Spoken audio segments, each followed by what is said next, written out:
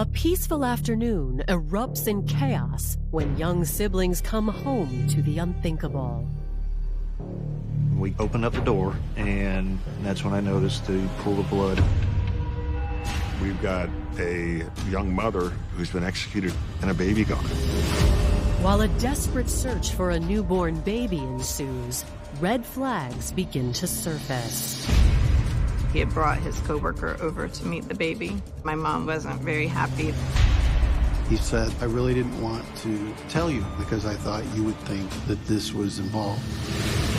And police find the truth is stranger than fiction. She was a clown that could perform at birthday parties. It looked as if she might have been shopping for a baby. She came in with the baby, and the hair stood up on the back of my neck. It was time to either confess that she wasn't telling the truth or get a baby. She chose the latter.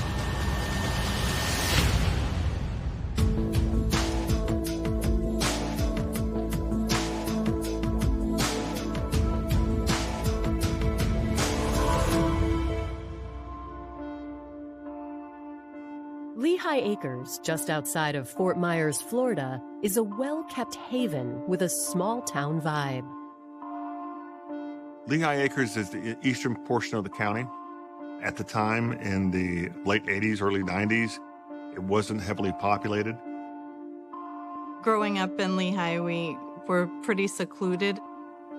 We spent a lot of time outside. It was a good life.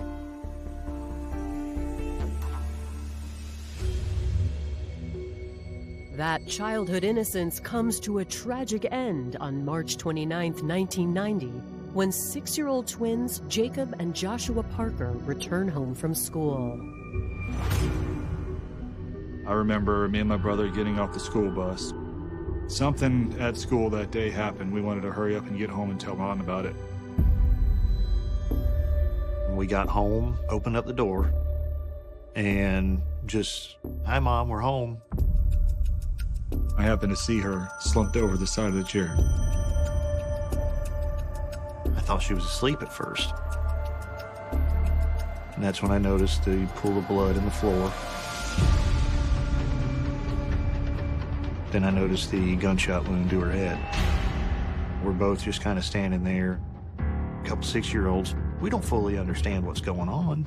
Then things just started clicking. Scared and confused, the brothers look around for their newborn sister, Julie. We had a 10-day-old sister. You know, she should have been crying. She should have been there. We walked through the house and couldn't find her. At a loss, the twins wait outside for their 14-year-old sister, Heather, to return home. We didn't know what to do. We went back outside, waited for Heather to get off the bus.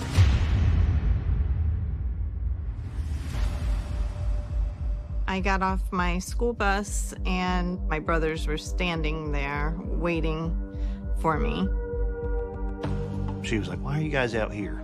And so we go, and we think Mom's dead. And she freaks out. When I opened my front door, I could see my mom in the recliner. I was only 14 years old, so when I came in the house and saw my mom and I saw the blood, I really didn't know what had happened. I didn't know if she was shot or stabbed or attacked. I could just tell that my mom was gone and that my sister was missing. I ran to every room in the house and looked for her everywhere, and I couldn't find her. I picked up the phone to call 911. And then I took my brothers and started walking to our babysitter's house because it was within walking distance to us. The babysitter quickly tries to contact the children's father, Gary Parker, at work.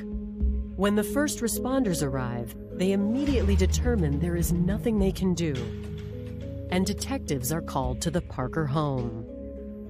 Word came in from patrol that they had a dead body in Lehigh Acres. Detectives were dispatched. Les Partington was one of them. I was one of them. We found Sharon in a recliner. We were told the baby was missing Without disturbing the whole scene, we certainly checked the house to make sure that the child wasn't there. Where is the child? Something was terribly wrong. Who could fathom stealing a baby? It was a nightmare.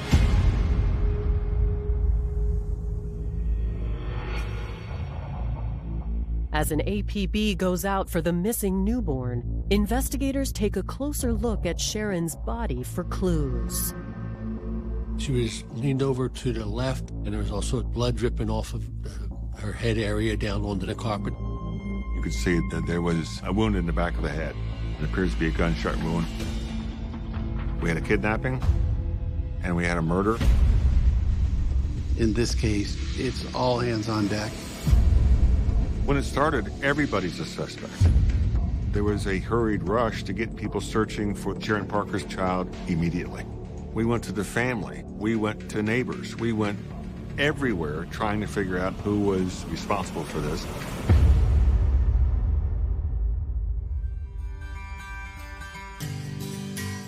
Born and raised in Florida, Sharon Parker always thrived on strong family ties. My mom had 2 sisters and a brother in the 60s and 70s. My mom was always very in fashion. She loved music, so she went to concerts and things with her friends.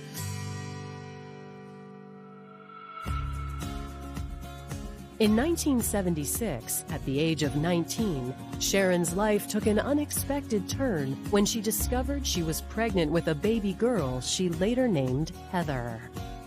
My mom and dad got married right out of high school. We lived in Alabama, where I was born, and we had a little house. They were very young, but she was a great mom. They were only married for the 3 years, and then they got a divorce, and she and I moved to Florida. My mother was a billing coordinator at Charter Glade Hospital, but really her job was to be a mom. That's what she loved doing.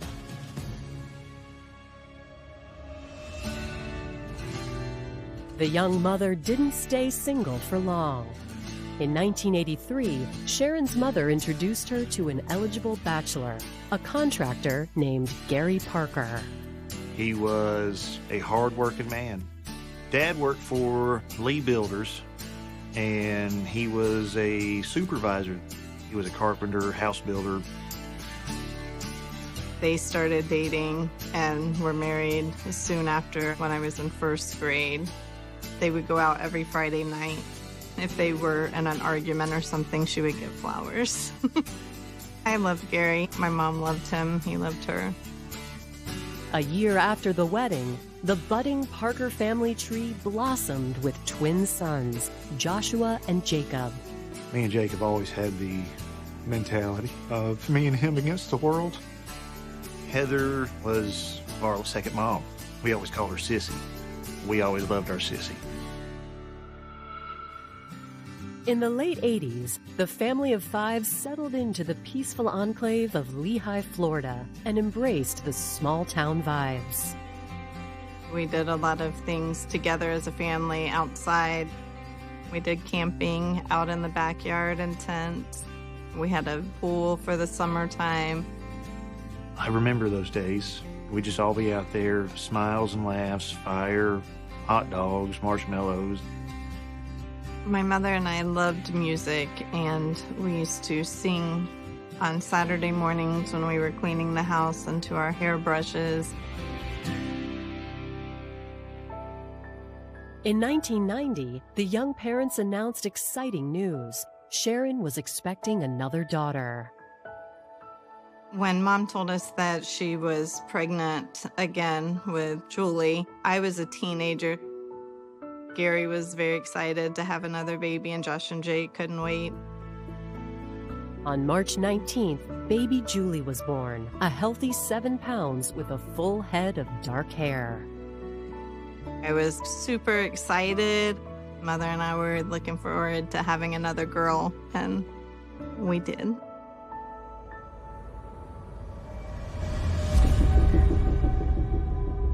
Only 10 days later, the family home is the scene of chaos and confusion. After finding their mother dead and their baby sister missing, Heather, Joshua, and Jacob wait at a neighbor's home. At 4:40 p.m., their father Gary arrives. As soon as he got word of what happened, he raced home. I watched him run into the house. He was in shock. I mean, as you can imagine, uncontrollably crying. According to the husband, nothing was taken relating to the care of the baby. Gary quickly notices one item is missing, a banner that reads, "It's a girl."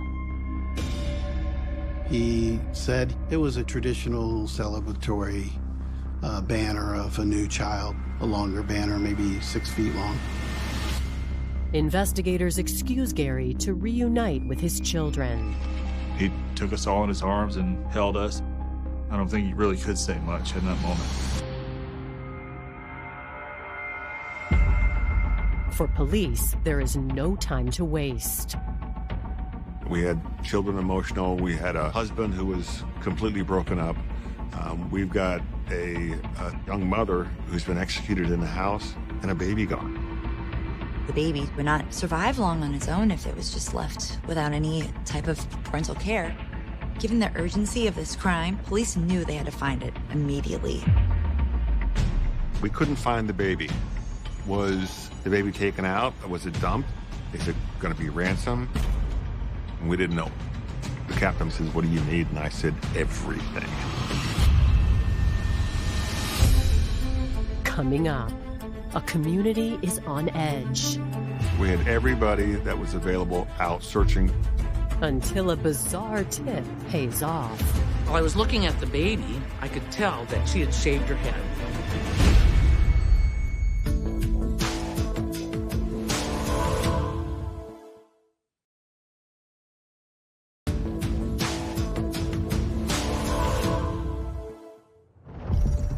Less than an hour after finding mother of four Sharon Parker dead from a gunshot wound, the search for her newborn is in high gear.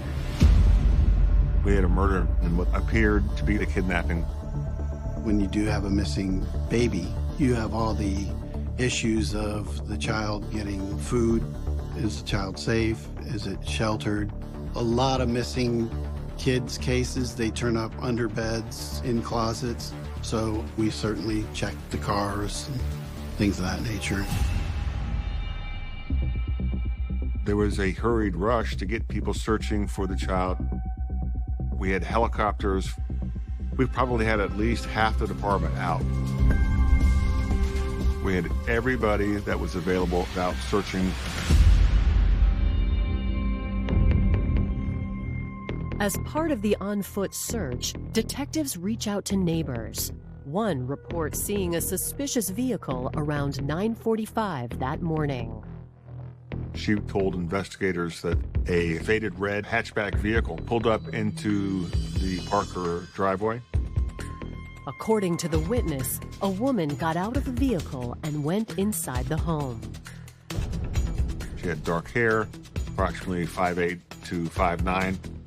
Now, law enforcement must prioritize tracking down the mystery visitor. We did a composite on the face, and although it was from a distance, it gave us a basic starting point, and that went to the news media who put it out that day.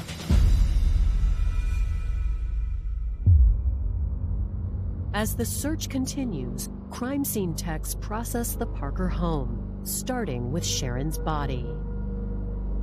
I noticed blood on the top of her head, so I assumed it was a small caliber gunshot. All indications to me as a crime scene technician was she died pretty quick. You're checking the house to see if there was any forced entry. You're checking to see if there's obvious theft that may have occurred. Nothing appeared out of place. It would indicate to us that the person was either known or invited in. She had one leg tucked under the other, which meant she was comfortable in the environment. She absolutely knew the perpetrator. Investigators head to the station where the Parker family is waiting. 14-year-old Heather is accompanied by her aunt into the interrogation room. I wanted to interview the 14-year-old daughter, Heather. You hear things that go on with family, and you know what's going on in that house. She was very composed. She's very smart and articulate. I asked her background information about the family. Instinctively, detectives press young Heather for anything she can offer, and she gives them compelling information.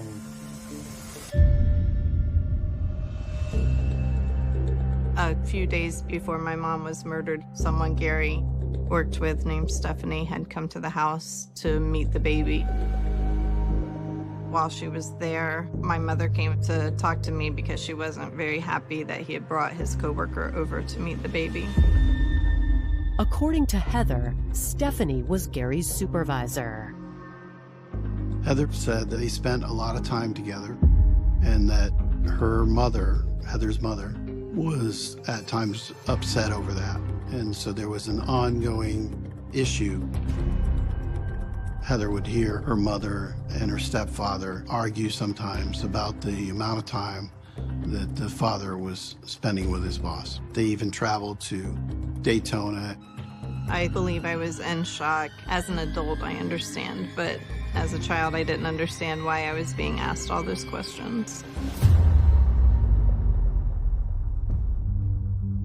Now eager to hear directly from Gary, investigators interview him next. Was he at work all day? Who can verify that? Where was he? What was he doing? Gary gave his alibi of where he was, and Gary stated that during the time of this offense, he was at work and then at a bar. During the interview, I asked Gary if there was any financial issues, any indicators that would be stressors, and we found nothing that was significant. And when police press Gary about his work, he makes no mention of Stephanie. He wasn't forthcoming, and then toward the end of the interview, I somewhat challenged him regarding his relationship with his boss. He said, I really didn't want to tell you about my boss and those things that were going on because I thought you would think that this was involved. Gary was spending a lot of time with his boss, but there was never any information that they had a relationship. And he said, I also forgot to tell you I do have a small caliber firearm under the seat in my truck outside. And that was important because we obviously knew that it was a small caliber type pistol that was used in this crime. But he gave me the firearm, turned it over to us. After more than 3 hours of questioning, police let Gary go. We couldn't eliminate him because of the fact that he did have a firearm and that he wasn't 100% truthful in the beginning.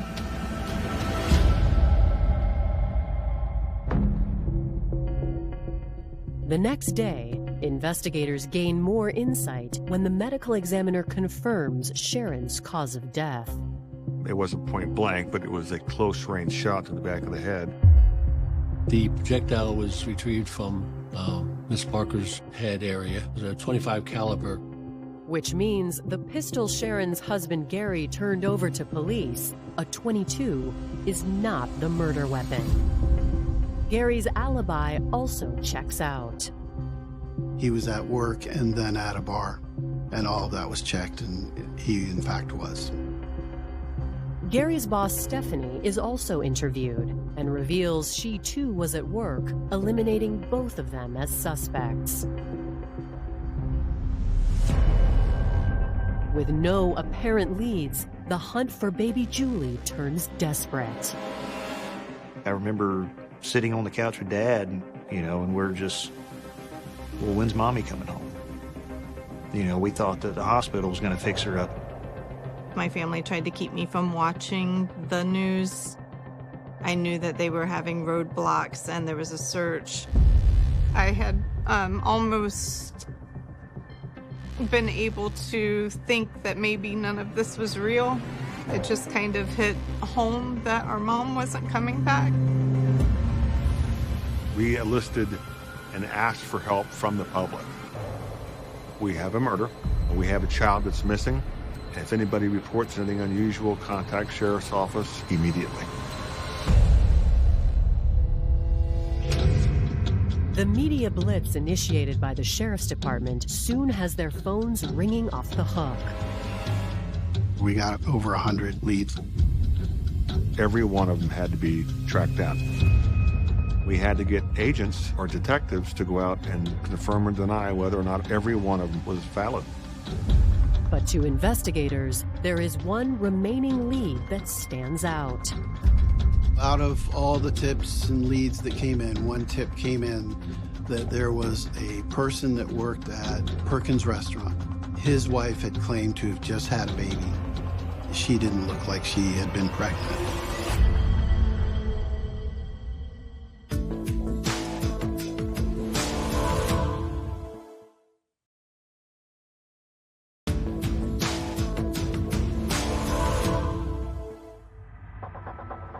Within 24 hours of the murder of Sharon Parker, one tip has caught the eye of law enforcement. Investigators speak to the tipster, an employee at the chain restaurant Perkins, Peggy Mason. It was all over the news that a woman was killed and her baby was taken. So I was very aware of that. Betty Ann came into the restaurant that Thursday with the baby, and the hair stood up on the back of my neck. Betty Ann is Betty Ann Kirk, wife to Peggy's fellow Perkins employee, Craig. I'd known him for a couple of years. He was happy to find out that she was pregnant, and we all hoped for the best. I remember after he told us that, Betty Ann would come in, and we kept saying she's not getting very big, and he said, well, she's having a kidney issue. So I went out, and I saw the baby, and Betty kept cradling the baby. She wasn't letting anybody too close to it, and I kept pressing. I kept getting up on her. Betty, let me see. And I was telling her, Betty Ann, she's just beautiful. Reluctantly, Betty allowed Peggy to get closer. While I was looking at the baby, I could tell that Betty had shaved her head. I could see she had long, dark tuft of hair that she missed when she shaved her head.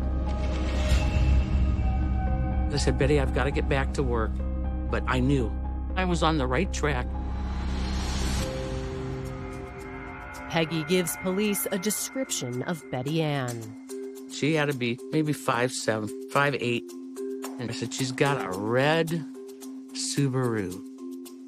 The details of the vehicle match the description given by the neighbor who saw a woman at Sharon's home on the day of the murder. The name Betty Kirk also rings a bell with one investigator.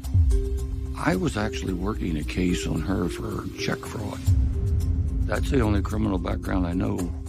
I had never suspected her of anything like this.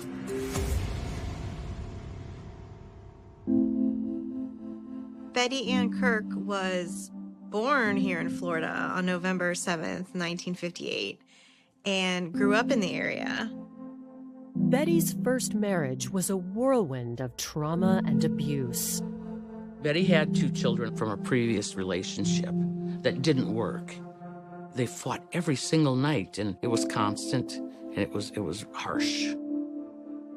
In 1981, Child Protective Services placed her children in foster care. DHS actually took her son away after one of these battery incidents and put him in foster care. Betty divorced her first husband, and in 1982, she met Craig Kirk. Betty met Craig when she was living here in Fort Myers, and this was the love of her life. She was just so smitten. The couple officially tied the knot in 1983, but newlywed bliss quickly faded. From the start, the family faced financial challenges caring for 2 children under 5. Craig was struggling because he was working as a cook at a local Perkins restaurant, but not bringing in very much money. And at the time, she was uneducated and not able to get a lot of opportunities for employment. Despite her unemployment, Betty was a passionate volunteer. Betty Kirk loved children. She was a Girl Scout troop leader. Eventually, Betty found a way to turn her love of working with children into a paycheck. She was a clown with a local clown troupe, and she would perform at birthday parties and shopping malls, painting kids' faces, etc.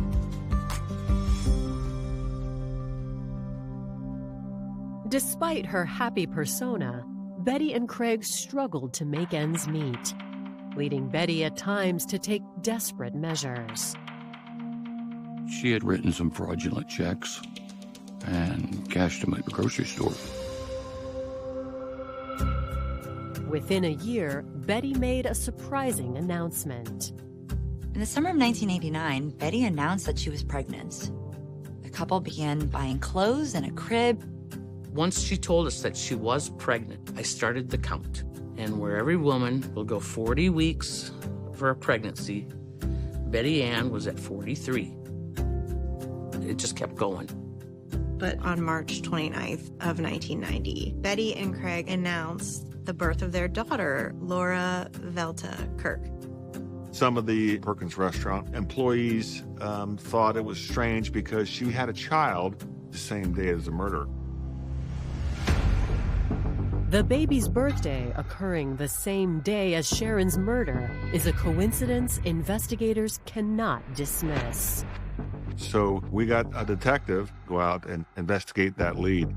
When he told me the name, then it immediately registered to me because I knew the name from my check fraud case I was working. He heads first to the restaurant where Betty's husband Craig is a cook.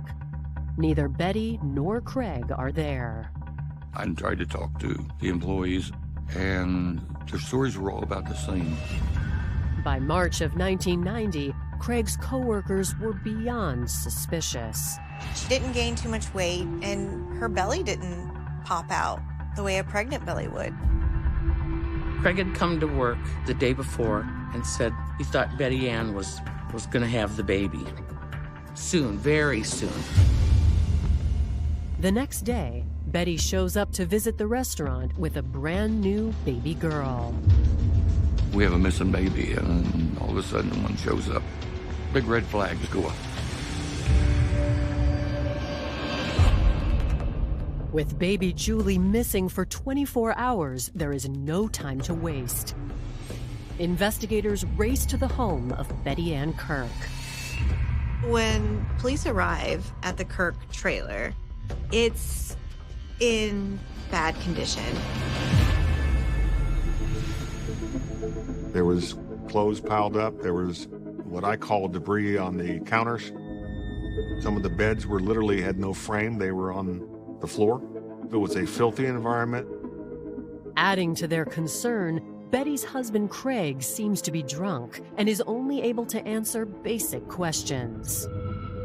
Craig is sitting in this bar area just drinking, and it just seems like he's already drunk.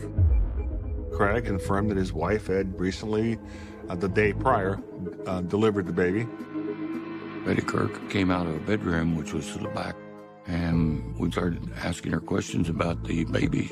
She had said that she went to the health department, had the baby there, and they sent her directly home. Betty Kirk gave an explanation that she had the baby at the health department on Michigan Avenue. We knew that the health department on Michigan Avenue doesn't deliver babies. They press Betty for proof that the baby is hers. She told police she couldn't find the birth certificate. My concern was the baby's safety, where the baby was. We kept asking her questions and eventually got around to could we see the baby. Well, she brought the baby out to show it to us. It was wrapped in a blanket when I saw it. Another investigator, his kids were still rather young, so he remembers the difference between an actual newborn and somebody being 10 or 12 or 14 days old, more alert, more awake, eyes open.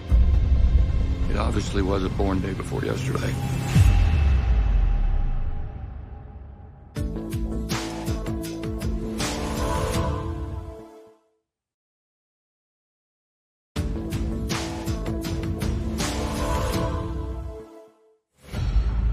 30 hours into the investigation of the murder of Sharon Parker and the search for now 11-day-old missing baby Julie, police in Lehigh, Florida suspect that the newborn in Betty Ann Kirk's home may not be her own.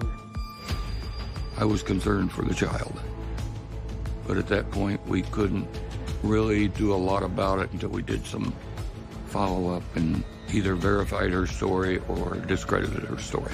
And we excused ourselves and left. One officer conducts surveillance near Betty Kirk's home, while the other reports back to his supervisor. He went about a half mile away and had to use a payphone. There was no cell phones back then. And he called my lieutenant and gave him a full briefing on what was happening. When we went to make phone calls, try to verify some of this information, we could not. Betty is claiming that she gave birth on March 29th of 1990 at the health department, which they have no facility for a woman to give birth. So investigators checked every hospital, every clinic in the area, and there was no record of Betty Kirk giving birth. Meanwhile, the officer keeping watch over the Kirk home notes alarming activity. I started seeing a shadow come out of the house, go to the car, made about 3 or 4 trips, appeared to be carrying something. It was Betty Kirk. Jack got on the radio and said, Betty is leaving. She came out and got in the car and drove directly in front of me. I followed her, and about 1.5 miles or so away, we made a vehicle stop on her vehicle. The baby isn't in the vehicle, but the officer does find reason to believe their suspect may be running away. She had a couple of baskets of clothes, a couple of bags of clothes. She had said she was going to a store. The store she mentioned, I knew it was closed because of the hour. It was 10 or 11 o'clock at night. Investigators aren't letting Betty out of sight. They asked Betty if she was willing to go to headquarters for an interview, and she agreed.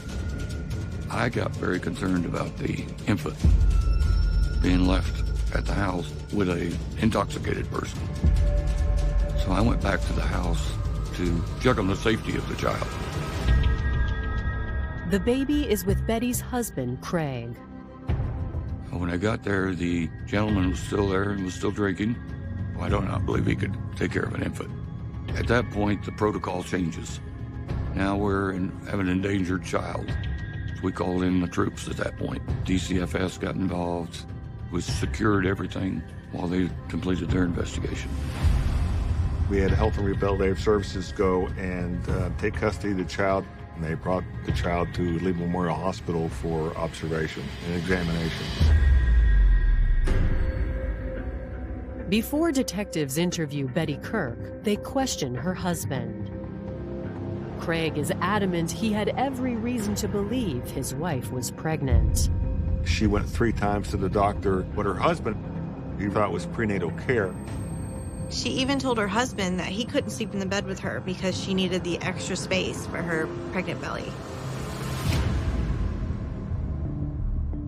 As for the day of the murder and the alleged birth of his child, Craig has an alibi.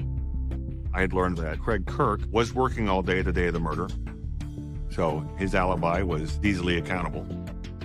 Investigators ask Craig if Betty has a gun, and he tells them yes, a .25 caliber handgun, but he says he hasn't seen it in a while.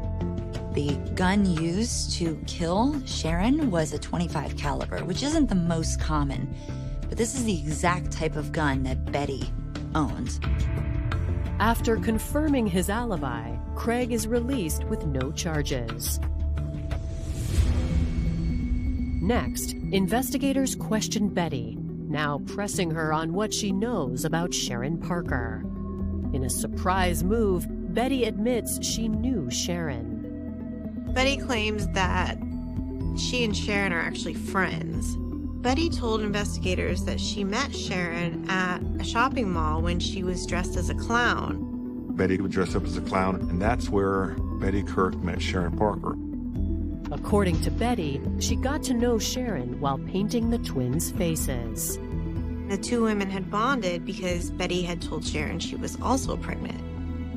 They exchanged phone numbers, and they began to befriend each other. According to Betty, when she read the birth announcement for Sharon's baby in the newspaper on March 29th, she decided to congratulate her friend in person. Betty Kirk said that she went to the house and that she was invited in, and Sharon Parker was sitting in a chair. They spoke for a while. At one point, Betty said she was thirsty.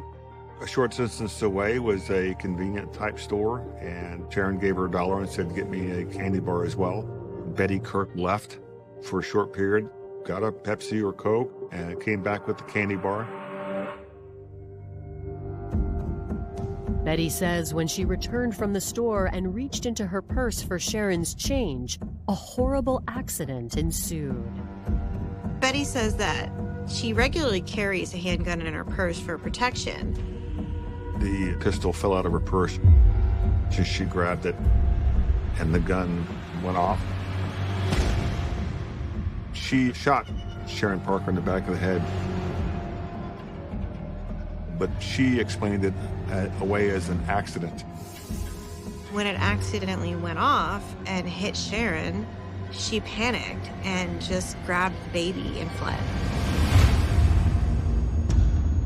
As to her extended pregnancy, detectives learned that there was an unfortunate explanation. Betty is claiming that she had the miscarriage, but she continued to pretend like she was pregnant.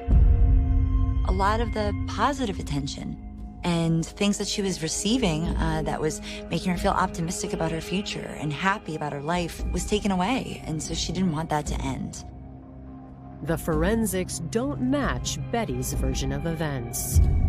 The angle at which the gun was used to fire couldn't possibly have been from an accident. It wasn't like you accidentally stand above somebody behind them and shoot at them. So at this point, police have enough to arrest her, even though she's still maintaining that it was an accident. Less than 2 days after the investigation began, Betty Ann Kirk is booked and stops talking. Betty invoked her right to remain silent and get an attorney. Coming up, a joyous reunion. All I ever heard was what a great mother she was. And to prove their case, police pieced together a diabolical plan. It looked as if she might have been shopping for a baby.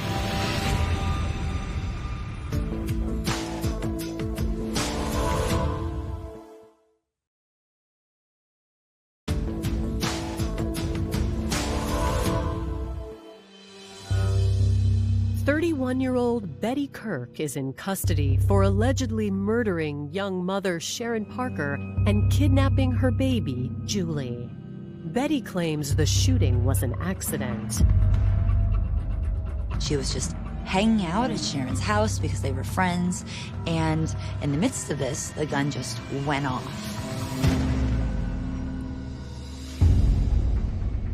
After her arrest, investigators search her car.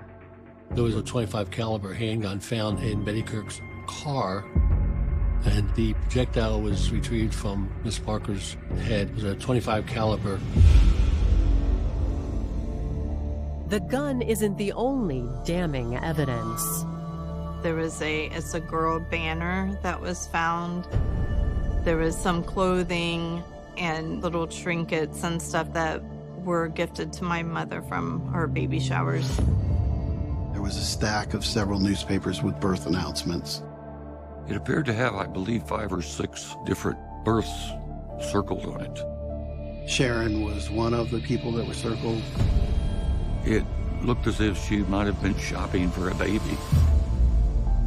Investigators followed up with the other women whose names were circled in the newspaper, and one of these women told investigators that Betty Kirk actually did show up at her house claiming to be a healthcare worker. Investigators believe that Betty was just going to keep going down the list until somebody with a baby let her in the house. The baby found in Betty's custody is positively identified as Julie Parker. I went with my stepdad and Josh and Jake to the sheriff's department where we picked her up, and we were very happy to have our sister back. The only thing I'm sure of is that it happened. It was just kind of known in my family. People just talked about it openly. For a lot of my childhood, I felt very guilty. Like if I weren't born, that wouldn't have happened and she'd still be here and all my siblings would still have their mother. All I ever heard was what a great person she was, what a great, specifically mother she was, that her passion in life was her children. On March 30th, Betty pleads innocent to charges of first-degree murder and kidnapping. As prosecutors prepare for trial, they delve into Betty's motive by speaking to those close to the couple. Craig and Betty weren't getting along, and he told her he was thinking about leaving her. There was always fighting, they never had money, and so he was already considering leaving. Betty was determined to see him stay. She was trying to get pregnant to entrap Craig to stay in their relationship. They tried to get pregnant for a long time, and she eventually did get pregnant in the summer of 1989, but she miscarried in December of that year. At that point, she had told people that she was pregnant, friends, family, and it was time to either confess that she wasn't telling the truth or get a baby. She chose the latter.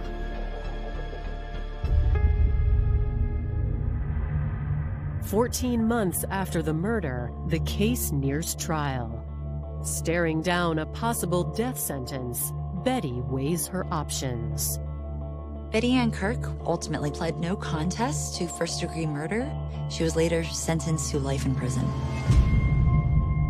In order to avoid additional trauma, my family decided to accept that plea bargain.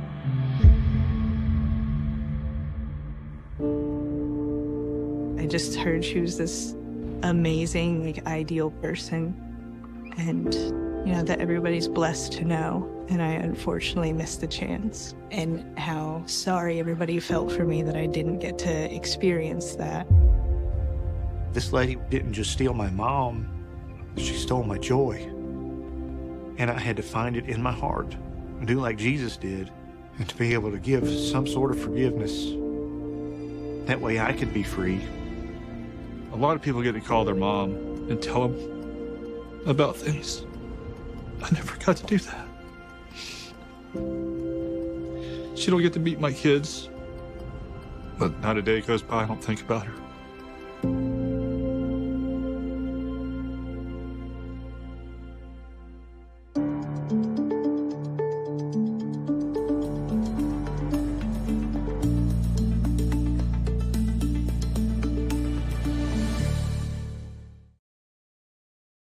Regional.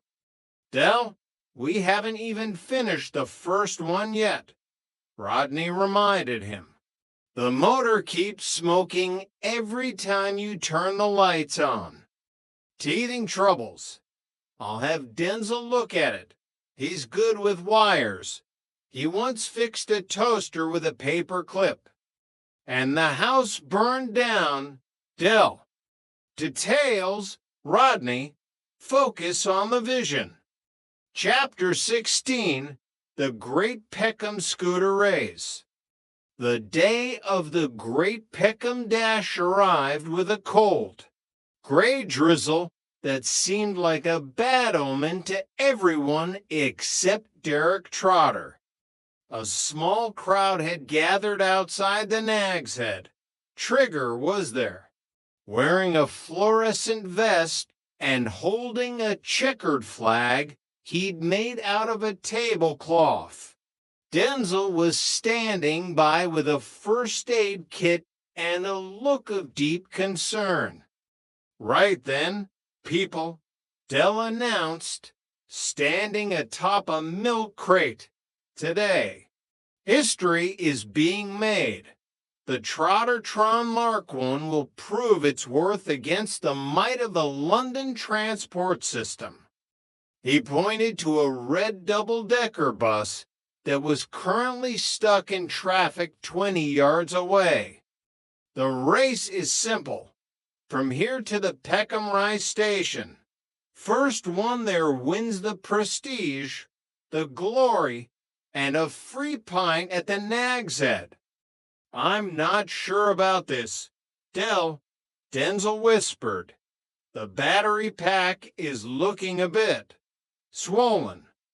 It's just expanding with power. Denzel, don't be a Jonah. Dell hopped onto the scooter. He looked every bit the futuristic pioneer, or at least a man who had watched too many sci-fi movies and then dressed himself in a dark alley.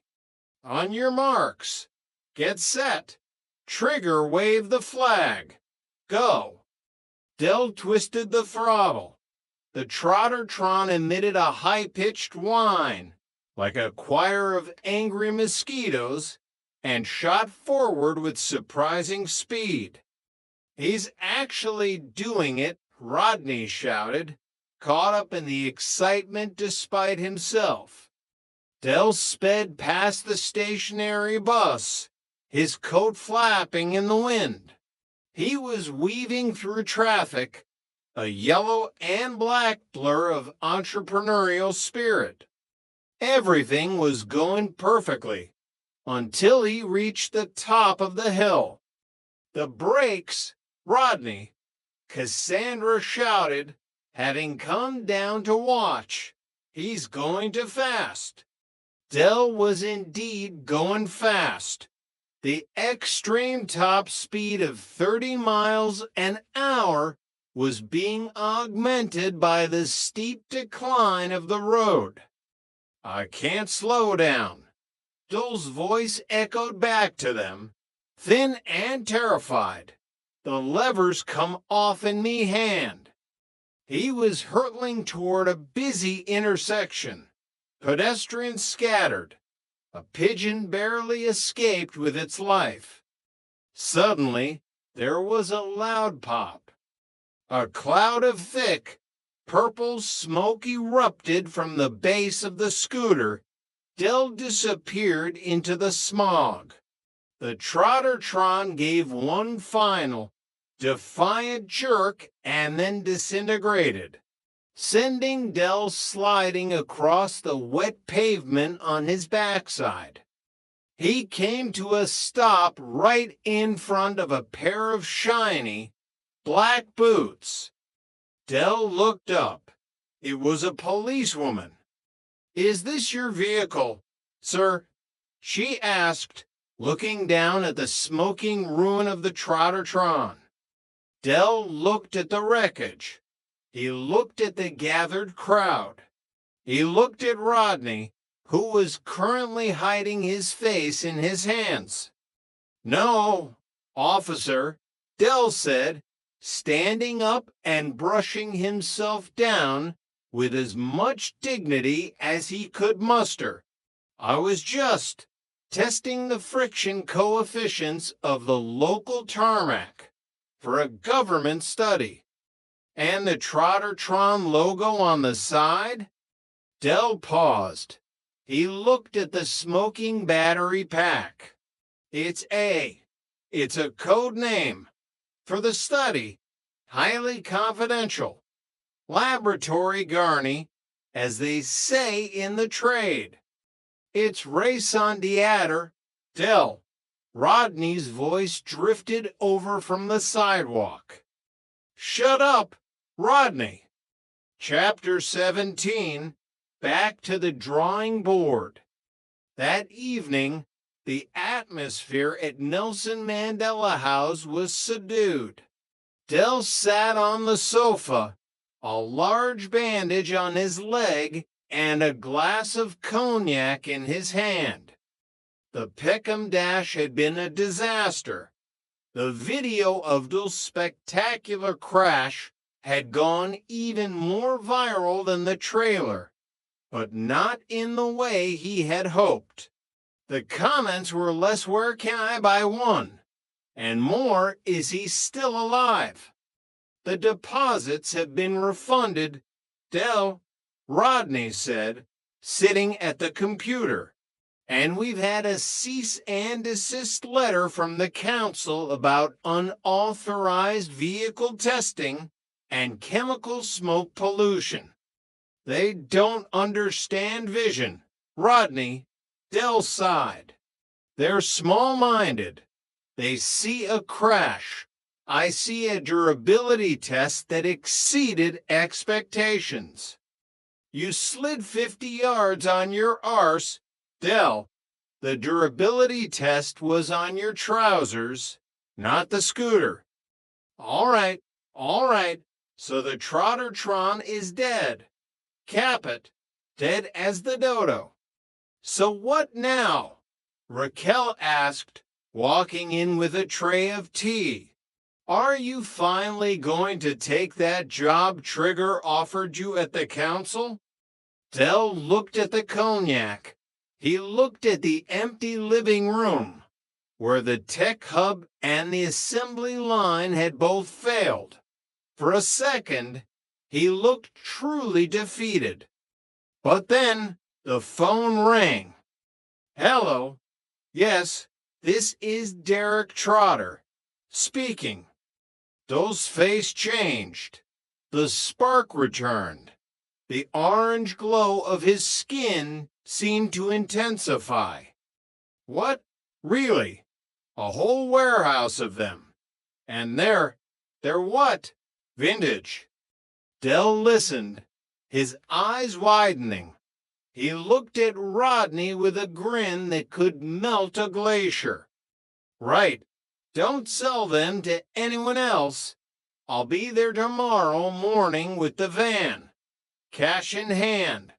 Well, cash in a promise. Lovely jubbly.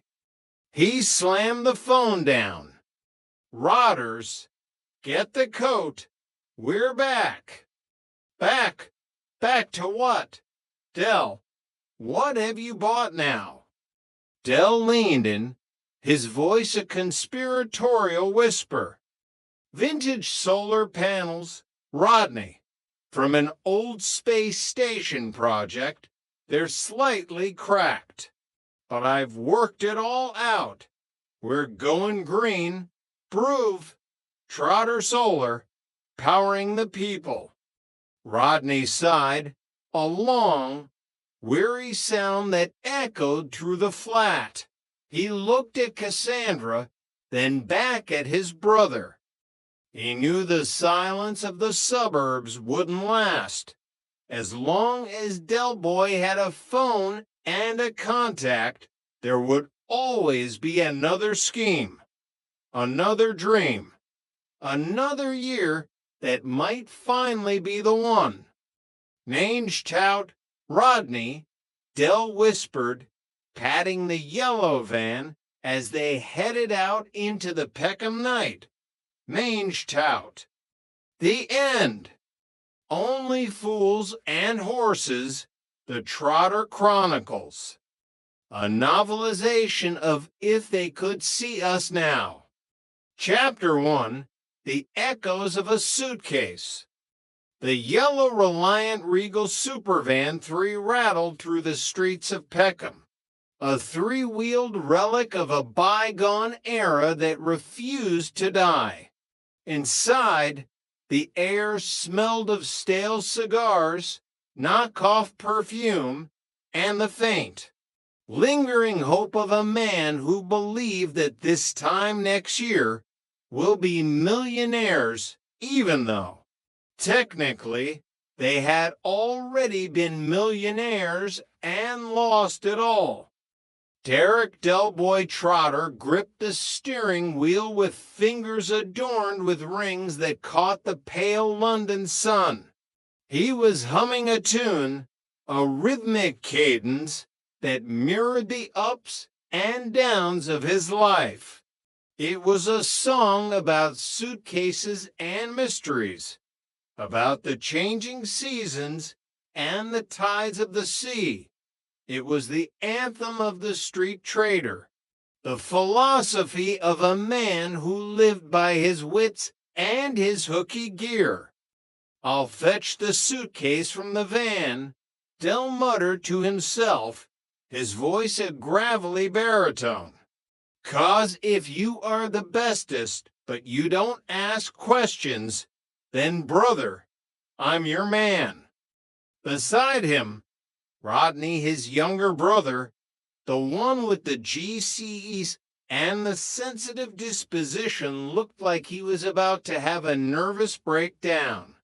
Rodney was staring out the window at the familiar gray blocks of Nelson Mandela House, his lanky frame cramped in the passenger seat. "What's up with you, Rodney?" Del asked, glancing at his brother. "You look like a dog that's just realized the cat's got the house keys." "I'm a bit nervous, that's all," Rodney replied, his voice thin.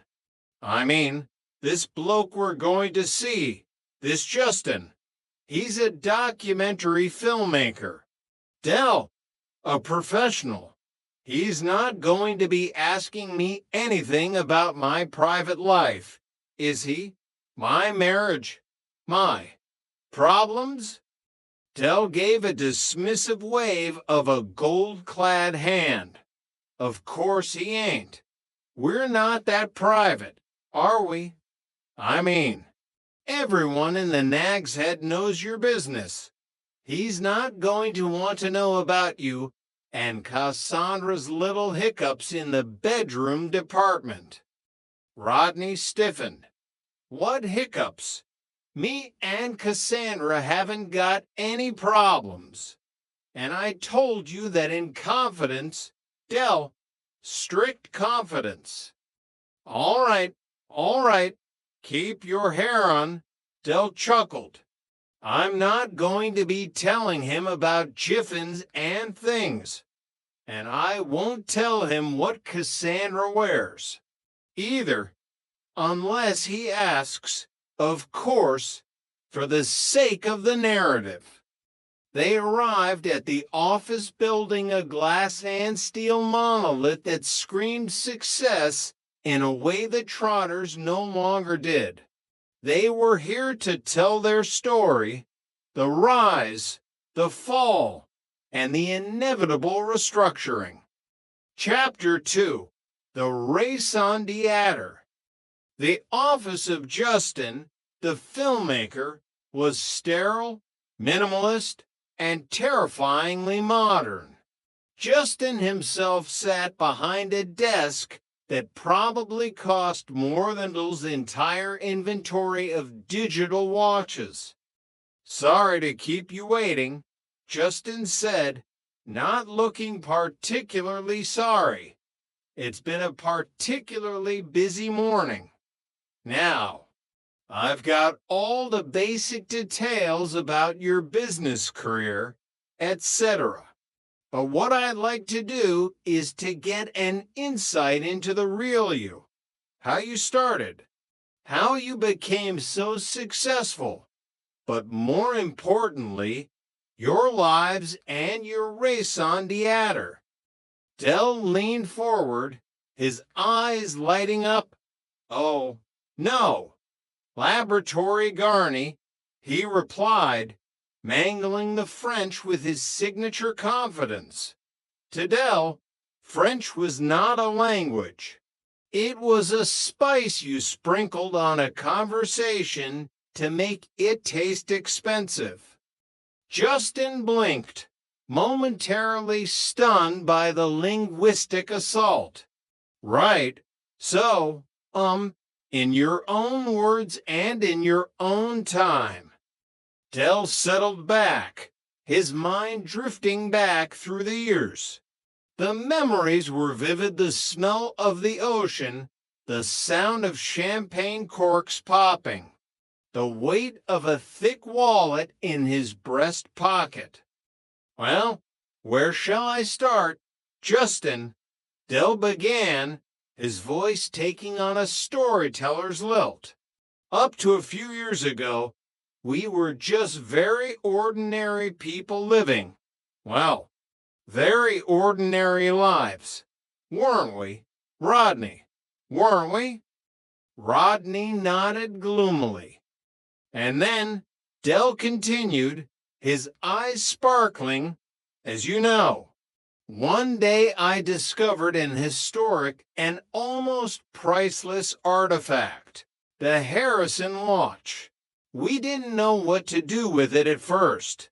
We thought about donating it to the British Museum as a national treasure, a gift to the people. Rodney cleared his throat, and then we decided to flog it. Exactly, Del beamed.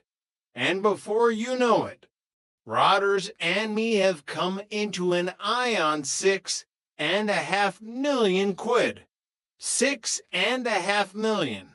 Justin, it was cushy. It was more than cushy. It was magnifique.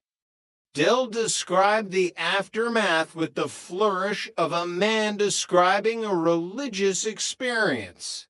They had divvied the dosh, ensuring Uncle Albert got a nice little drink. They had donated to charity enormously, of course, or at least, that was Dul's version of events. But eventually, they had to think about the future. We sought out this city stockbroker, Del said, his expression turning serious. A man of vision, he advised us to invest in a new and vibrant venture, a Central American market. It was attracting massive funds from all over the world. We were making more money than the Royal Mint. Chapter 3, The High Life and the Deep Fall. For a while, the Trotters had lived the dream. Del described the luxury villas in Barbados, the private jets, and the constant flow of cocktails with little umbrellas. They had taken the whole family, Raquel, his significant other, Rodney, Cassandra, and the young Damien. Even the memories of Damien's antics were tinted with gold. People were complaining at the hotel. Del chuckled. Dominic, the manager, said Damien had. Well, he'd relieved himself in the swimming pool.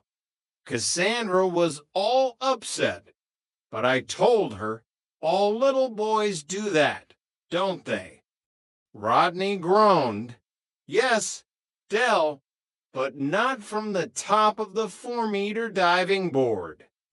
The laughter in the office died away as Dul's face fell.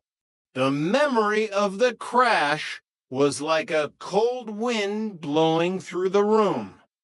And then, just as everything seemed to be going so well, something terrible happened, Del whispered.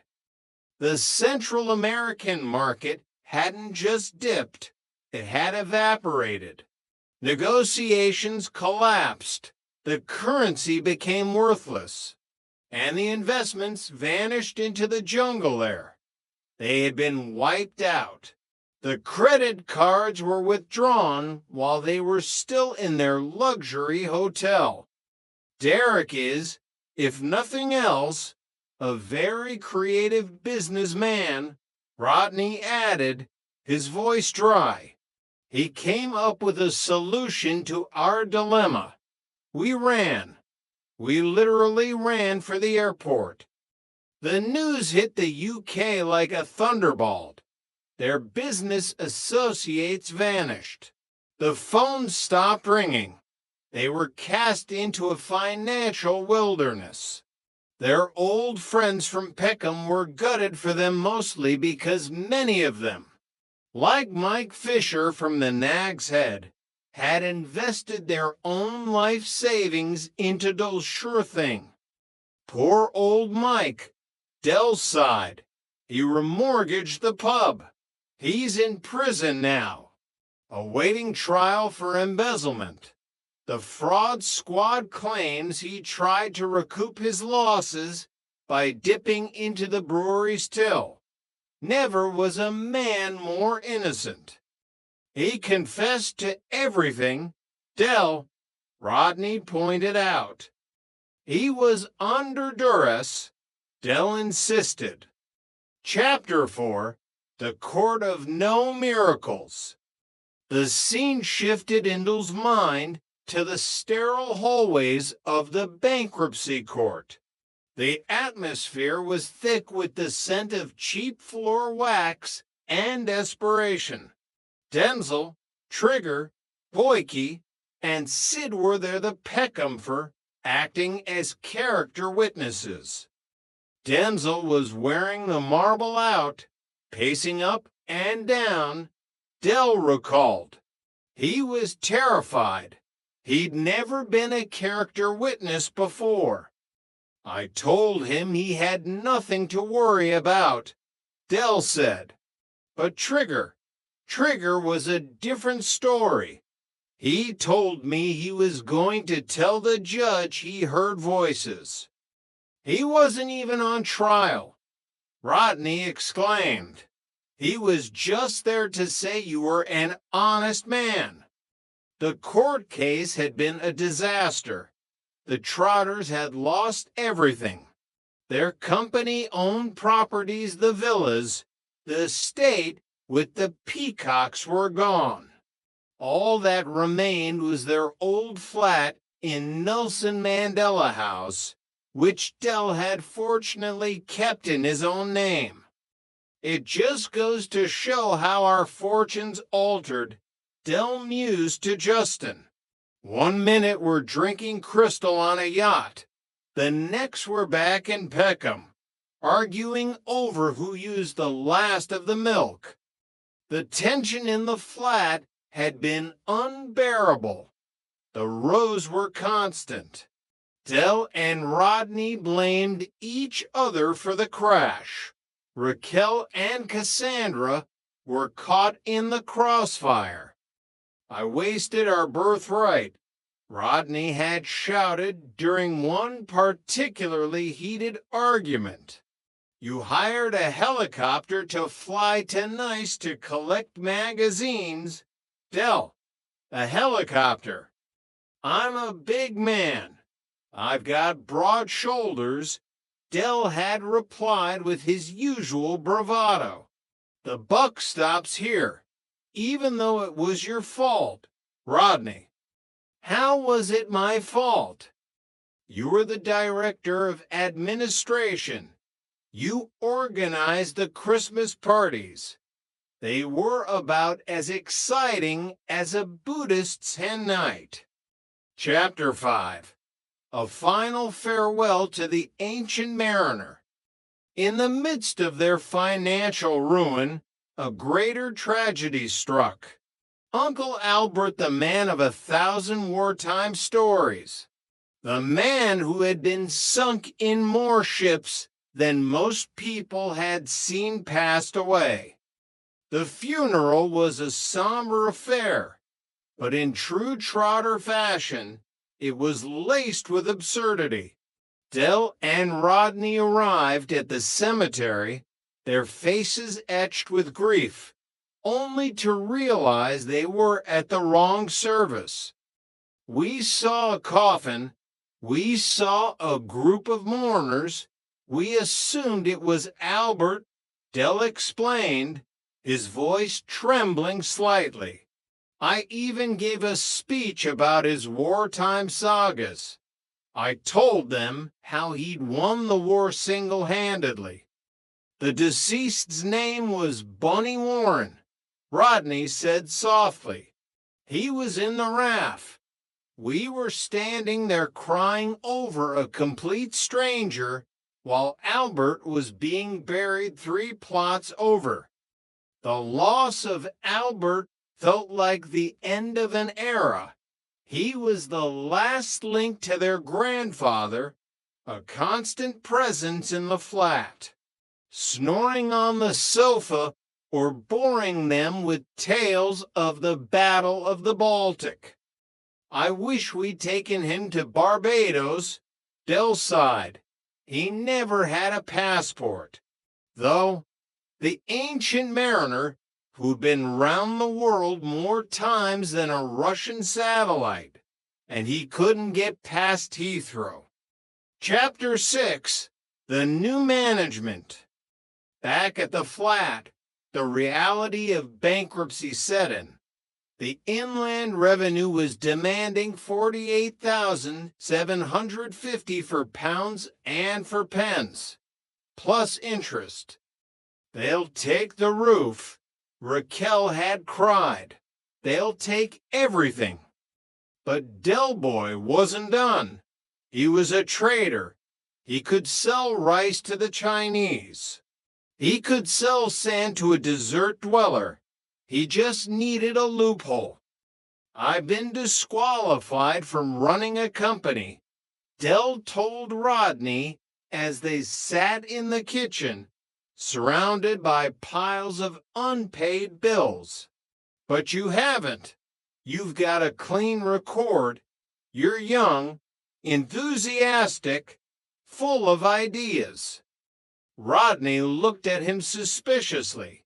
What are you saying, Del? I'm saying that Trotter's Independent Traders needs a new managing director, someone with vision, someone like you. And so the power dynamic shifted. Rodney became the boss.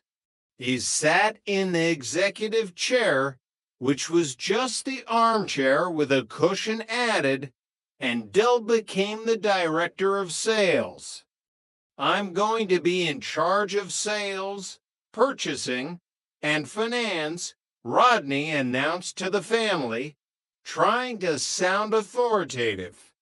Congratulations, Rodney, Raquel had said, though her eyes were full of doubt. Del had immediately set to work, consulting for his brother. He even tried to convince Rodney that they could make 100 pounds. Zero by appearing on a new game show called Gold Rush. I can do it, Rodney. I've worked it all out, Del insisted. I'm a natural for the telly. Chapter 7, The Gold Rush Climax. The studio of Gold Rush was a neon-lit arena of high stakes and higher tension. Jonathan Ross, with his characteristic wit and sharp suits, presided over the chaos. Del sat on the contestants' podium, sweating under the hot lights. He had navigated the early rounds with a mix of luck and sheer bravado. He'd answered a question about mountains in Africa by guessing Kilimanjaro because any idiot knows that, and Fuji makes cameras. Now, he was facing the 50,000 pounds question. The lights turned gold. The audience held their breath. For 50,000 pounds, Derek, Jonathan Ross said, his voice echoing in the silent studio. Which classical guitarist wrote the opera The Child and the Enchantment? Was it Ravel, Segovia, or Rodrigo? Del's mind went blank. He thought of Ravel. He thought of shoes. He thought of Segovia. He thought of nothing. I'm going to have to use my SOS, Jonathan, Del said, his voice cracking. I'm calling my brother, Rodney. The phone rang in the flat at Nelson Mandela House. Rodney, who had been trying to engage in fantasy therapy with Cassandra dressing up as a gladiator while she wore a policewoman's uniform, picked up the phone, thinking it was Mickey Pierce playing a prank. "Piss off, Mickey," Rodney shouted into the receiver. "Rodney, it's Jonathan Ross," Dole's voice screamed in the background. When Rodney finally realized it was real, he froze. He had seconds to answer. "It's Ravel, Dell. I'm 100% sure it's Ravel." Dell turned back to Jonathan Ross, a triumphant smile on his face. "It's Ravel, Jonathan. My brother has to GCEs. He knows his classics." The silence that followed was deafening. "Derek, that was the wrong answer," Jonathan Ross said softly. "It was Segovia." Dole's world collapsed. He had lost the money. He had lost the chance to save the family. He kicked the podium in a fit of rage, sending it toppling over. Chapter 8, The Twist of Fate. Back at the flat, the atmosphere was funereal. Dell sat in the dark, staring at the floor. Rodney was riddled with guilt, unable to look his brother in the eye.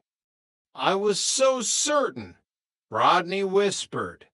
"I could have sworn it was Ravel." "Ravel makes shoes, you plonker," Dell snapped. "Everyone knows that." But then the phone rang. It was the producer of Gold Rush. There had been a mistake.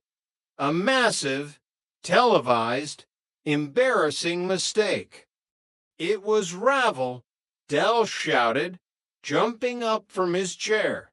"He says I can take the 50,000 quid and go back on the show."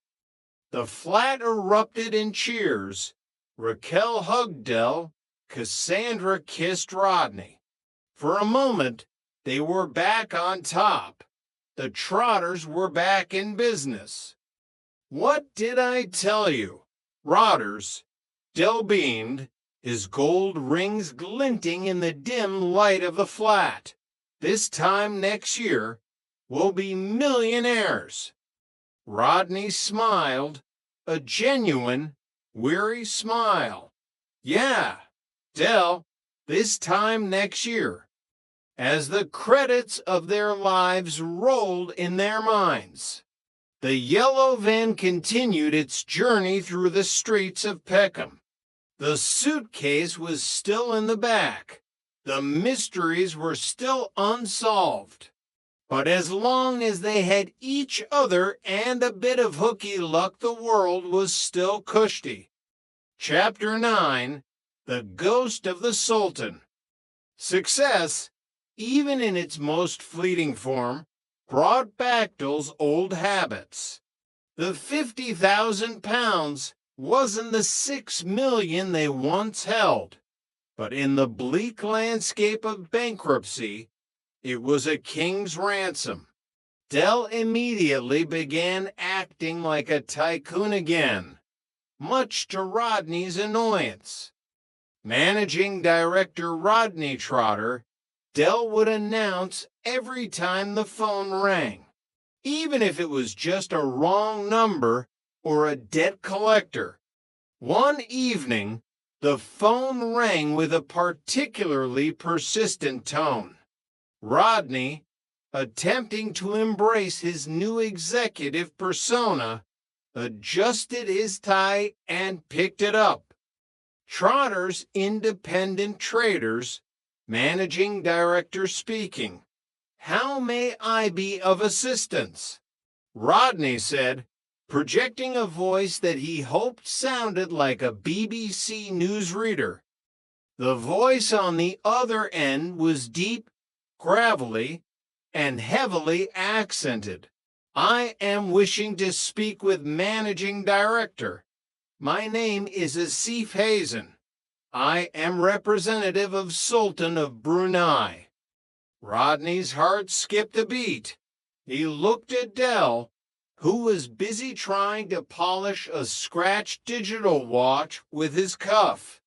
Dell, it's the Sultan of Brunei, or his bloke, anyway. Dell froze, his eyes widening. The Sultan, Chateauneuf du Pape, C. Rodney, I told you power was an aphrodisiac. He's probably heard about your brilliant leadership. His Highness has advertisement in newspaper, the voice continued. He would like you to fly to Brunei and be his consultant. Rodney was practically vibrating with excitement. A consultant in Brunei. Well, I'd have to check my diary. Of course, we're very busy with local acquisitions. Dell was whispering frantically in Rodney's ear. Tell him we need a private jet and a golden bidget. But then the voice cracked.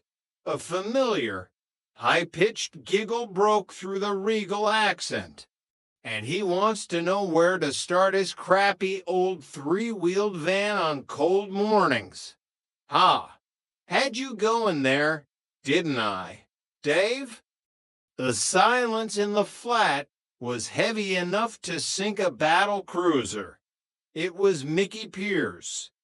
Rodney slammed the phone down, his face turning a shade of red that matched the cheap wine Dell was drinking. I'm going to kill him. I am actually going to murder Mickey Pierce. Don't worry, Rodders, Dell said, trying to suppress his own grin. He's just jealous. When the going gets tough, the tough get going. And the tough don't listen to skinny little gits with fake accents. Chapter 10, Fantasy Therapy and the Roman G-String. While the business side of the Trotter Empire was a roller coaster of fake sultans and real debt, the domestic side was equally chaotic. Cassandra, feeling the strain of their living situation, had suggested fantasy therapy, a way to unload memory baggage by becoming someone else. Memory baggage. Dell had scoffed when he heard about it. I've got baggage, Rodney. It's in the van, and it's full of faulty fire alarms. But for Rodney and Cassandra, it was serious. They had spent an evening writing down their fantasy figures. Cassandra's choice for Rodney had been unexpected. Russell Crowe. Dell asked, peering over Rodney's shoulder as he prepared for the evening. You look more like Spartacus with piles. Rodney was standing in the living room wearing a makeshift toga that looked suspiciously like one of Raquel's old bedsheets. He had leather sandals strapped to his calves and was holding a plastic sword. It's about iconoclastic autosuggestion. Dell, you wouldn't understand, Rodney snapped. Cassandra is going to be a fantasy figure too. We're recreating our mating ritual. I saw you dancing in Monte Carlo once. Dell chuckled. You looked like Billy Elliot with worms. If that's your mating ritual, I'm surprised Damien was ever born. Just then, the door opened and Cassandra walked in. She was dressed as a policewoman, complete with a hat, a baton, and a pair of handcuffs that looked far too professional for a costume shop. Blimey, Dell whispered, his eyes nearly popping out of his head. I thought we were being raided. You nearly gave me a Connery. Cassandra. The evening was meant to be private, but in Nelson Mandela House, privacy was a luxury the Trotters couldn't afford. Between Damien running in to ask for a snack and Dell consulting on the phone with Monkey Harris about a consignment of electronic organizers, the romantic atmosphere was as thin as Rodney's toga. We're going out, Cassandra sighed, grabbing Rodney's arm. We're going to a club, anywhere but here. Very nice, Dell called out as they headed for the door. But watch out for the real police, Rodney. They might arrest you for crimes against fashion. Chapter 11, The Return to the Rainbow Road. The day of the ray shoot arrived. Jonathan Ross was surprisingly contrite in person. Or perhaps he was just terrified that Dell might kick another podium. The studio felt different this time, less like a slaughterhouse and more like a second chance at life. Look, Derek, Jonathan said backstage, adjusting his colorful tie. We're incredibly sorry about the Ravel confusion. It turns out our researcher had a very confusing afternoon in a shoe shop. Dell, dressed in his finest camel hair coat, waved a dismissive hand. Don't worry about it, Jonathan. Mon Dieu. Mistakes happen. It's the sign of a big man to admit when he's wrong. Now, about that 50 grand. The taping went surprisingly smoothly. Dell took the money. But when it came to the ultimate gold question, the one worth 100,000 pounds, he looked into the cameras, thought about his family, and thought about the taxman waiting at home. I'll tell you what we're going to do, Jonathan, Dell said, his voice dropping into its most persuasive range. We're going to give all the winnings to charity, because that's the kind of people we are. The audience erupted in applause. Rodney, watching from the wings, nearly fainted. He's doing what? Dell, we're bankrupt. But Dell had a plan. He knew that a bankrupt man winning 50,000 pounds would have every penny seized by the Inland Revenue immediately. By donating it, he secured a future appearance fee, a documentary deal with Justin, and a mountain of goodwill that the taxman couldn't touch.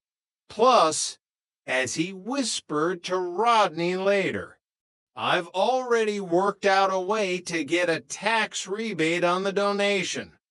Chapter 12, Managing Director's First Crisis. Back at Nelson Mandela House, Rodney was taking his new role very seriously. He had purchased a second-hand briefcase and a success motivational calendar. Right, Dell, Rodney said, clearing a space on the grease-stained kitchen table. As managing director, I've been looking into our overheads. The van needs a new exhaust, the storage unit rent is up, and we still haven't sold those musical umbrellas that play singing in the rain until the battery dies.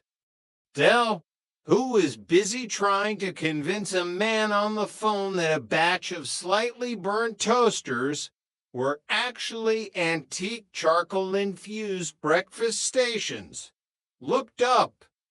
Don't worry about the small stuff, Rodney. I've got a meeting with Monkey Harris. He's got a line on these new electronic organizers. They speak 10 languages.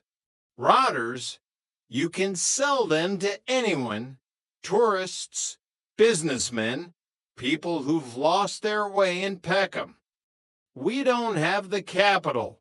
Dell, Rodney protested. Capital is just a state of mind, Dell replied, tapping his nose. I've ranged a by now. Pay when we've flogged them deal. It's the future of retail, Rodney. It's called C'est la vie marketing. Rodney sighed, realizing that while the title on the door had changed, the man holding the suitcase remained the same. Chapter 14, The Charity Gala and the Taxman's Shadow. The announcement of the Trotter Charitable Foundation, which essentially consisted of the gold, rush winnings, and a few tin cans in the flat, had made Dell a minor local celebrity. He was invited to a black tie gala at the Peckham Town Hall to receive a Community Spirit Award.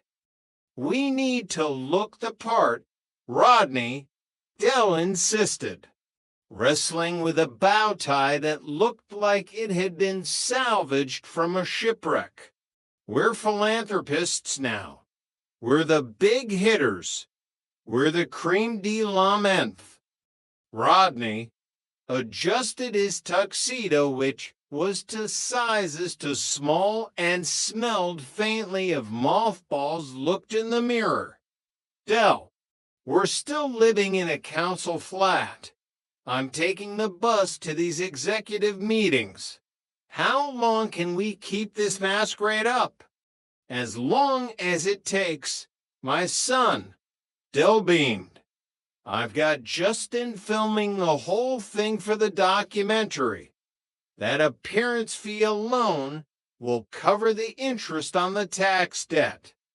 The gala was a sea of Peckham's elite, which meant a few local counselors, the owner of the carpet warehouse, and Boyke. Boyke was wearing a white dinner jacket that made him look like a low-budget Bond villain and was puffing on a cigar the size of a small tree. Ah, Derek, Boyke drawled, his signature nasal laugh echoing through the hall. I heard you'd become a man of the people, giving away 50,000 pounds. Marlene and I thought you'd finally lost your marbles. Or perhaps you were just trying to hide it from the revenue? Dell stiffened, but kept his business smile. Jealousy is a terrible thing. Herman, some of us believe in giving back. Not that you'd know anything about that, unless it's giving back a faulty Mercedes. The night went well until a man in a gray suit approached Dell during the reception. He didn't look like a philanthropist. He looked like he ate balance sheets for breakfast. Mr. Trotter, I'm Mr. Henderson from the Inland Revenue, the man said, pulling out a notebook. We've been following your recent charitable activities. Very noble. However, we need to discuss how a bankrupt individual manages to dispose of 50,000 pounds without first satisfying his creditors. Dell's eyes darted toward the exit. Ah, Mr. Henderson, bonjour. You see, that money wasn't mine to give. It was a corporate donation from Trotter's independent traders, under the new management of my brother, Rodney. I'm just a lowly consultant. Rodney, who had been trying to hide behind a potted palm, was dragged into the conversation. Managing Director Rodney Trotter at your service. And yes, all transactions are strictly compliant with the Peckham Accord. The Peckham Accord. Henderson blinked. There is no such legal framework. It's a very recent development, Dell added quickly. Very exclusive. Now, if you'll excuse us, I think I hear the buffet calling. Bon appetit. Chapter 15, The Translator Fiasco. A few days later, the buy now, pay later deal with Monkey Harris came to fruition. 100 boxes of Trotter Talk electronic translators were delivered to the flat. These are going to fly off the shelves, Rodney, Dell shouted, opening a box. 10 languages. Voice recognition. It even does a bit of Latin for the churchgoers. Rodney picked one up. It was a flimsy piece of plastic with a screen that flickered ominously. Dell, these look like they were made in a shed. And what's this button for? Cockney to Cantonese. A niche market. Rodney, think of the cultural exchange. They set up a stall in the market the next morning. Dell was in his element, his voice projecting across the crowded square. Gather round. Gather round. Ever been to Paris and couldn't find the toilets? Ever been to Rome and ordered a horse when you wanted a house? The Trotter Talk is here to save your holiday. A group of Japanese tourists, looking somewhat confused by the local architecture, approached the stall. Dell immediately pounced. Ah, sayonara. Looking for the secrets of London, this little beauty will tell you everything. He turned on a device and spoke into it. Where is the nearest pub? The device word clicked and then shrieked in a voice that sounded remarkably like a cat being stepped on. Your uncle has a wooden leg in Shanghai. The tourists backed away slowly. Technical hitch, Dell shouted, frantically pressing buttons. It's still adjusting to the local atmosphere. Rodney, check the settings. Rodney looked at the back of the device. Dell, it says here manufactured by the blind weavers of Outer Mongolia. I think the language chips might be a bit creative. Creative. It's a feature, Dell insisted. It's a language learning tool. It makes you think. By the end of the day, they had sold exactly 0 translators. Even Trigger, who usually bought anything Dell offered, turned it down. I don't need to speak Mongolian. Dell, I can't even speak proper English half the time. Chapter 16, The Bank Job Revisited. While the market hustle was failing, Cassandra had managed to secure an interview for her old position at the bank. It was a crucial moment for the family's stability. I need this to work, Rodney, Cassandra said as she adjusted her suit. If I get this job, we can finally start looking at our own place. We can't stay in this flat forever with Damien and your brother's charcoal-infused toasters. I know, Cass, Rodney said, feeling a pang of guilt. And don't worry, the MD of TIT is here to support you. Please don't call a TIT in front of the bank manager, she pleaded. The interview was going well until Rodney decided to drop in to show his support. He arrived at the bank wearing a pinstriped suit he'd borrowed from Boyke, which was also too big, and carrying his second-hand briefcase. "Good morning," Rodney announced to the receptionist. "I'm here to see Mrs. Trotter. I'm her business advisor." He managed to stumble into the manager's office just as Cassandra was discussing the bank's investment portfolio. "Ah, Rodney," the manager said, looking surprised. "We were just talking about risk management." "Risk management?" Rodney boomed, trying to sound executive.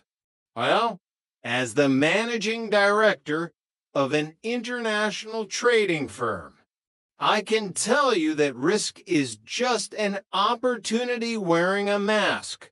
For instance, have you considered investing in the Mongolian language technology sector?" Cassandra buried her face in her hands. "Mr. Trotter," the manager said slowly, "we are a high street bank, not a venture capital firm for whatever it is you do." "Exactly," Rodney said, missing the sarcasm entirely. "And that's why you need a visionary like Cassandra on your team. She's been the backbone of our administrative restructuring. She's the raison d'etre of our finance department." Despite Rodney's intervention, or perhaps because the manager felt a deep sense of pity for Cassandra, she got the job.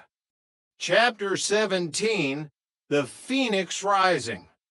As the weeks passed, the Trotters began to find a rhythm. They weren't millionaires, but they weren't drowning anymore. The translators were eventually sold as novelty noisemakers to a local toy shop, and Dell managed to trade a consignment of invisible ink, which was actually just lemon juice, for a working second-hand van engine. They sat on the balcony one evening, the orange glow of the Peckham streetlights reflecting in their glasses of cheap sparkling wine. "You know, Dell," Rodney said, looking out at the estate, "we might never be millionaires again." Dell looked at his brother, his eyes glinting with that familiar, undying spark. "Never say never, Rodney. Never say never. We've got the name, we've got the van, and we've got each other." He pulled a small velvet box from his pocket. Inside was a gold-plated watch, not a Harrison, but a sturdy, reliable piece of Peckham history. "I got this for you, a symbol of the new era, Managing Director's Edition." Rodney took it, his voice thickening. "Thanks, Dell. It's Kushti." "Kushti?" Dell laughed. "It's magnifique, my son. It's Chersbeen." As the credits of their latest chapter rolled in their minds, the yellow van sat in the parking lot below, ready for whatever mystery the morning might bring. Because in the world of the Trotters, the only thing more certain than a crash was the comeback. Epilogue, The Soul of Peckham. In the Nag's Head later that night, the Peckhamford raised their glasses. The news of Cassandra's job, Andel's latest engine swap, had restored the natural order of things.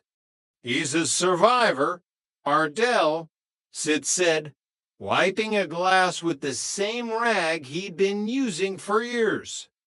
"Yeah," Trigger nodded. "I think I'll buy one of those watches. Does it tell the time in Mongolian? And in the corner, a ghost of an old man with a white beard seemed to chuckle. The Trotters were bankrupt. They were broke. And they were the laughing stock of the borough, but they were home. And in Peckham, that was worth more than £6.5 million. As the lights dimmed, Del Boy leaned over to Rodney and whispered, "Don't worry, Rotters, this time next year." "I know, Del," Rodney replied, clinking his glass. "I know."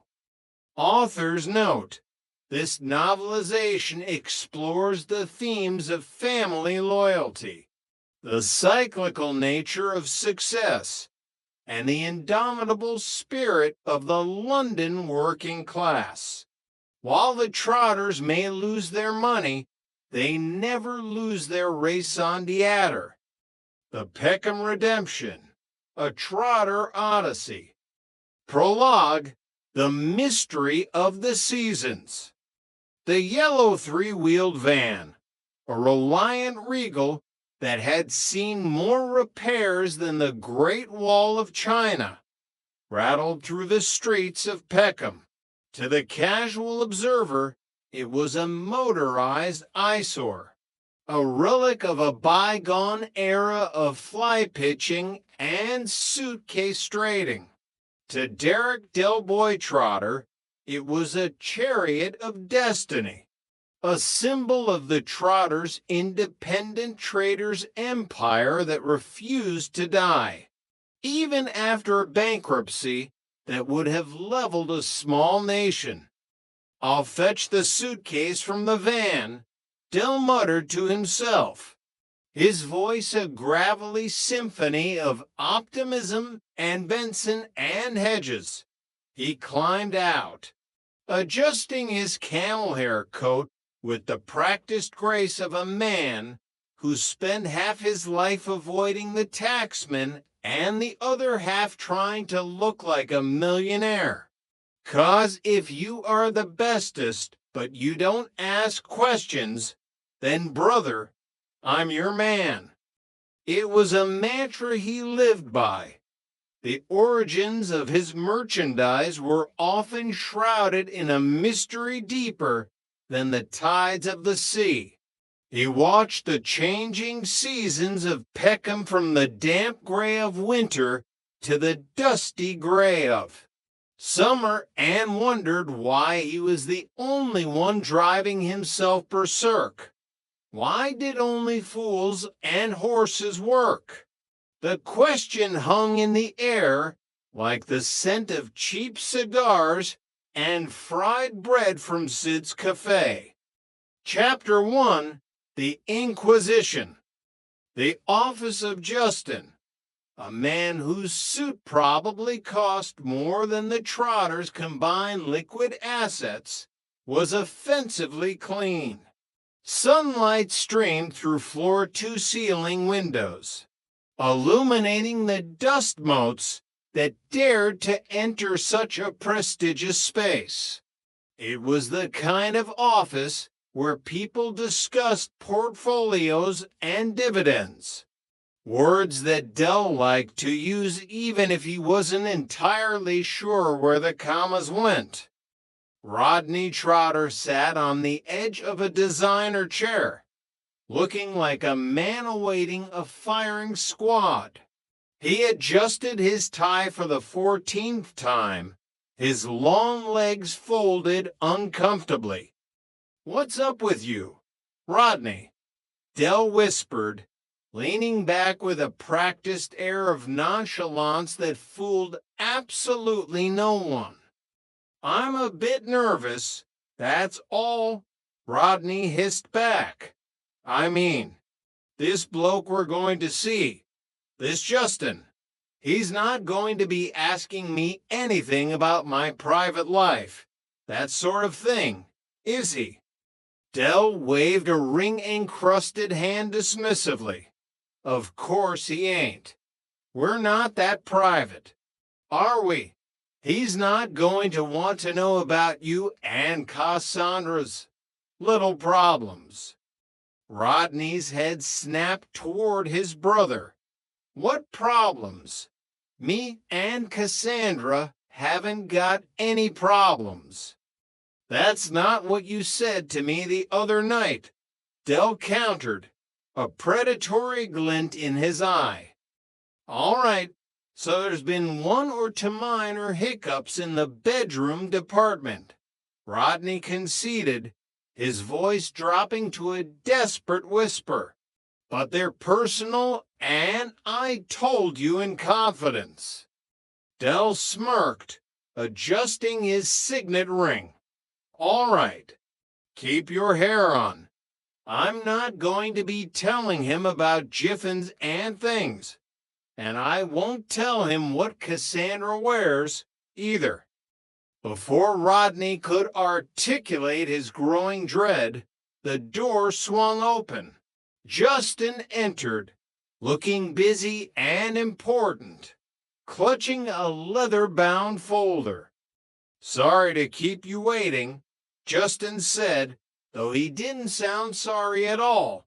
It's been a particularly busy morning. Now, I've got all the basic details about your business career, etc. But what I'd like to do is to get an insight into the real you, how you started, how you became so successful, but more importantly, your lives and your race on the adder. Del nodded sagely, though the French phrase passed through his mind like a ghost through a wall. Oh, no, Laboratory Garney, I understand perfectly. Justin gestured to them both. So, in your own words and in your own time. Del leaned forward, the storyteller taking the stage. Well, where shall I start? Justin. Well, up to a few years ago. We were just very ordinary people living. Well, very ordinary lives. Weren't we, Rodney? Rodney nodded slowly, his mind drifting back to the days of one-bedroom flats and suitcase trading. And then Del continued, his voice dropping to a theatrical whisper. One day I discovered an historic and almost priceless artifact, an Harrison watch. At first, we didn't know what to do with it. To begin with, we thought about donating it to the British Museum as a national treasure. Rodney cleared his throat. Yeah, and then we decided to flog it. Exactly, Del beamed. So, before you know it, Rodders and me have come into an eye on £6.5 million. Chapter 2. The Central American Mirage. We had to start thinking about our future, Del explained to Justin, who was scribbling notes furiously. So, we sought out this city stockbroker, and he advised us to invest in a new and vibrant venture. It was a Central American market. It was attracting massive funds from all over the world. We were making more money than a royal mint. In Del's mind, the memories played out like a glossy travel brochure. He saw himself and Raquel, Rodney and Cassandra, and young Damien living the high life. He remembered the luxury hotels, the palm trees, and the constant thrum of Ricky Martin's Livin' La Vida Loca playing in the background. It was a time of gold-plated everything and champagne for breakfast.